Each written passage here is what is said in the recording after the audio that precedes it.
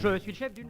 Alors, je m'appelle Madame Perrin, je suis professeure d'histoire-géographie au lycée Jacques Prévert depuis quelques temps déjà. Ça fait 2-3 ans maintenant que nous travaillons sur le projet de la Grande Guerre. Et puis, depuis cette année, nous avons décidé d'axer un peu plus précisément nos recherches sur la région, l'hôpital américain de Savenay, puisque durant la Première Guerre mondiale, notre lycée a été un hôpital américain et a été réquisitionné par les Américains. Depuis quelque temps déjà, je travaille aussi sur ce qu'on appelle le devoir de mémoire. Et par rapport à ce projet centenaire, j'ai trouvé que c'était vraiment intéressant d'aborder cet aspect, puisqu'on travaille vraiment là la mémoire des lieux, la mémoire des hommes, la mémoire d'une région.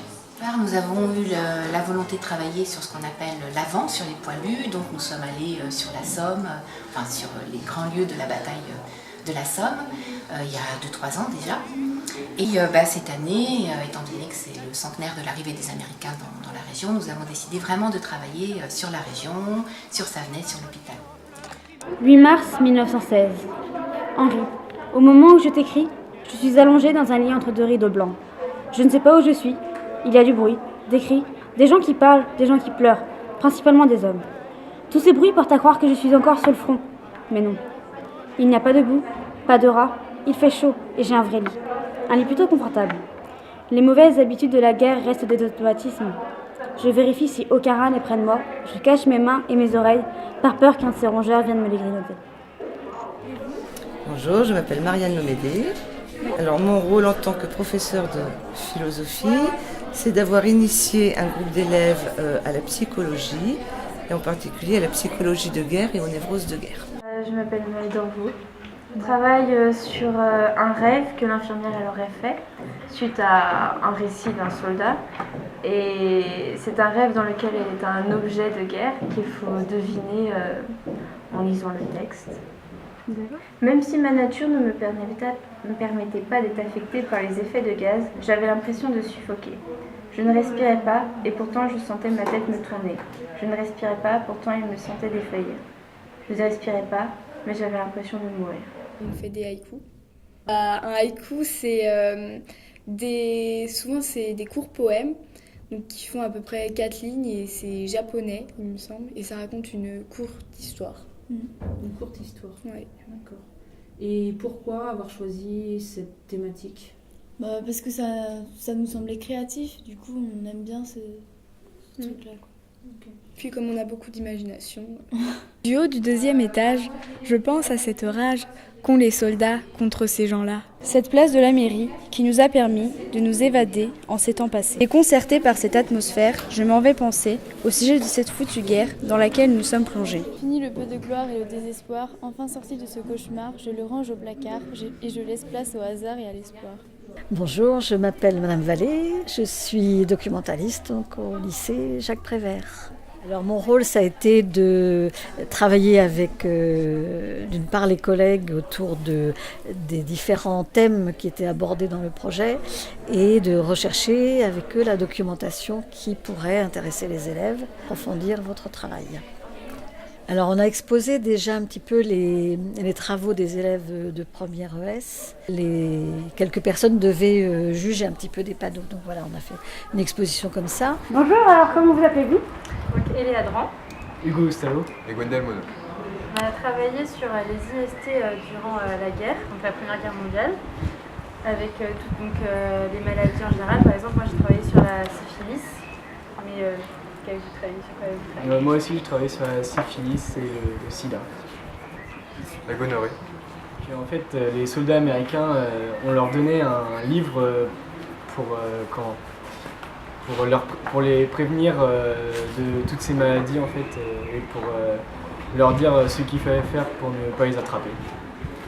En les conseillant aussi sur justement comment on pouvait faire pour éviter de les attraper ça ou comment les soigner ou par exemple genre avec qui on pouvait avoir tout accès, etc. On a aussi fait des recherches sur tout ce qui est la prostitution. C'était très courant dans les maisons closes. Les Américains avaient pour ordre d'éviter ce genre d'endroit. Bonjour, alors comment vous appelez-vous ? Noémie Farino. Alban Furo. Et Grégoire Géronton. Et sur quel projet avez-vous travaillé ? Tout d'abord, on a travaillé sur la façade du lycée Jacques Prévert. Donc on a, grâce à des images d'archives, on a d'abord... on a fait une sorte de frise chronologique d'avant jusqu'à maintenant en fait.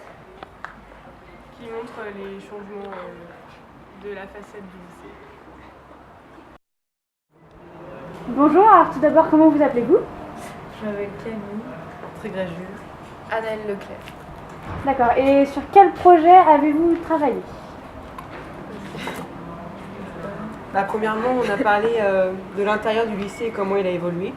Parce que par exemple, le bureau du directeur qui est maintenant, avant c'était le bureau du directeur de l'hôpital de Sablé.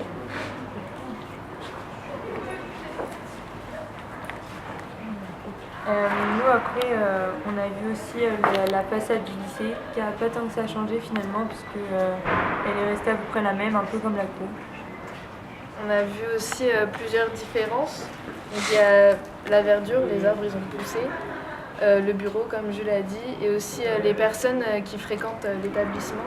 Parce qu'avant avant que ce soit un hôpital, c'était une école normale, donc une école d'instituteurs. Et maintenant, après c'était un hôpital et maintenant c'est des lycéens. Je m'appelle Emma Godefroy. Anatole Libaud. Gladys Pagnolo. Romain Vio. Elisa Valin. Et vous avez travaillé sur quel projet? Nous, on a réalisé une cartographie du site de l'hôpital de Savenay entre 1917 et 2016 pour montrer l'évolution au fil des années, de la guerre à aujourd'hui. Donc on peut constater qu'il y a des baraquements qui sont plus là aujourd'hui, comme des chemins de fer et certaines routes. Donc on peut voir grâce aux différentes cartes. On a aussi regardé ce qui restait, donc il reste le bâtiment central dans lequel nous sommes et des annexes du lycée. Et aussi certaines routes sont restées mais ont subi quelques modifications comme les axes de Savenay et Cambon. Et il y a aussi beaucoup de choses nouvelles comme certaines routes comme la N171. Beaucoup d'habitations sont construites, la nouvelle salle Equinox derrière le lycée, le cinéma, la colleraie. Beaucoup de ronds-points ont été faits aussi et les terrains de sport. Quel est votre rôle dans ce projet? Alors au début, nous avons produit avec Madame Perrin, j'ai proposé un PowerPoint, un diaporama sur la peinture de la vie dans les tranchées, que ce soit sur le front anglais, italien, américain, français ou belge. Ça a permis aux élèves de se mettre dans l'ambiance de ce moment historique. Sur ce projet, avez-vous eu de nouvelles connaissances sur le lycée? Évidemment, à travers le film, à travers les recherches des élèves, notre promenade dans les rues de Savenay, où j'ai découvert des tas de bâtiments, des restes de cette période américaine de Savenay que j'ignorais totalement, même si ça fait très longtemps que je sais au lycée. Et puis j'ai aussi surtout appris dans l'échange avec les élèves. Alors, je travaille sur le groupe qui s'occupe de la situation de soldats hospitalisés ici, pendant la guerre, et qui écrivent leur journal intime et en parallèle des cartes postales qu'ils écrivent à leur famille.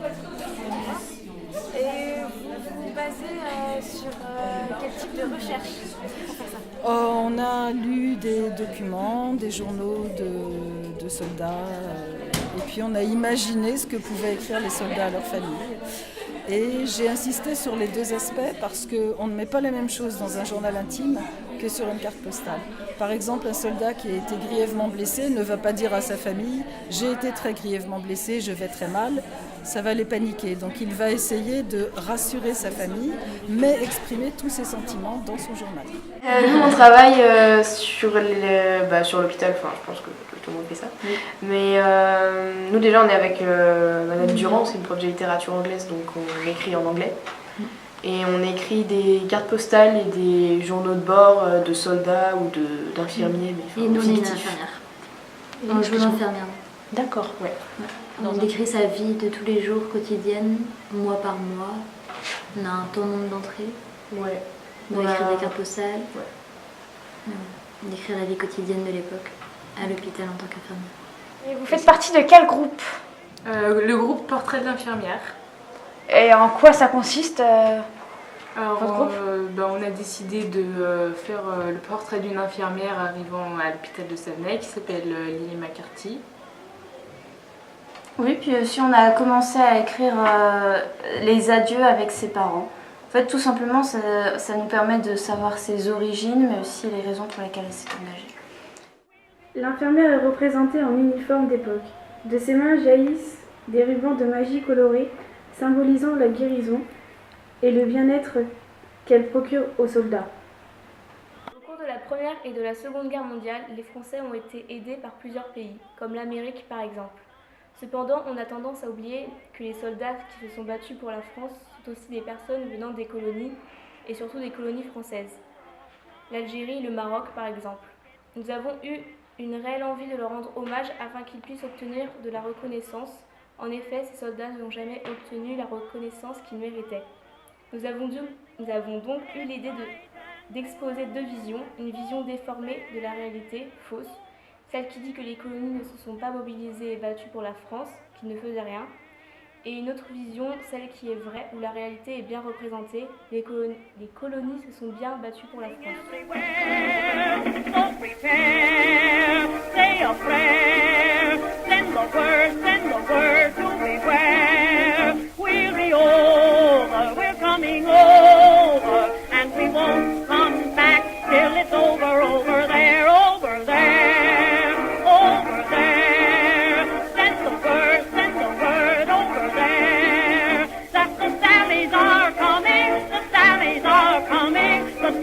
Run,